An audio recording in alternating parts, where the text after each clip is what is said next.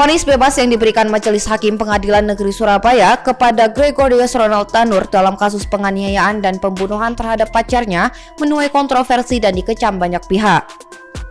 Pasalnya, jaksa penuntut umum sebelumnya menuntut terdakwa yang merupakan anak anggota DPR Edward Tanur itu hukuman 12 tahun penjara. Namun Majelis Hakim justru memvonis bebas.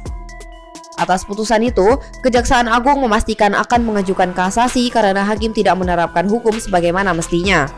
Kepala Pusat Penerangan Hukum Kejagung Harley Siregar menyebut, hakim tidak melihat pembuktian secara utuh dan tidak mempertimbangkan bukti-bukti yang diajukan jaksa penuntut umum seperti bukti rekaman CCTV. Hakim justru memutus perkara ini lantaran tidak ada saksi yang melihat kejadian itu dan menganggap korban meninggal karena meminum minuman beralkohol. Selain Kejagung, Komisi Yudisial juga bereaksi atas vonis hakim yang menuai polemik dan mencederai rasa keadilan. Komisi Yudisial akan membentuk tim investigasi atas perkara ini dan memeriksa Hakim Pengadilan Negeri Surabaya yang menyidangkan perkara tersebut. Sebelumnya, Majelis Hakim yang diketuai oleh Erin Tuah Damanik memberikan vonis bebas terhadap Ronald Tanur dari dakwaan dalam kasus penganiayaan dan pembunuhan kepada pacarnya, Dini Sera Afrianti. Hakim menganggap Ronald tidak terbukti melakukan tindak pidana, justru berupaya membantu korban yang saat itu tidak sadarkan diri dibawa ke rumah sakit.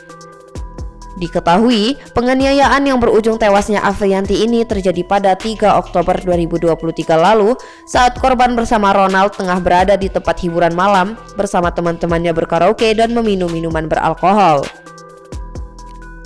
Di tempat itu, korban dan Ronald sempat terlibat cekcok dan berlanjut di parkiran mobil.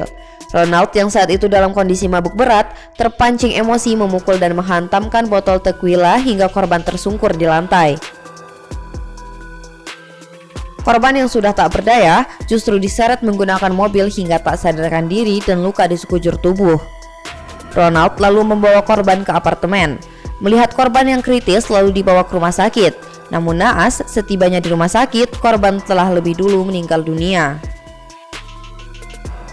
Tim UTV mengabarkan.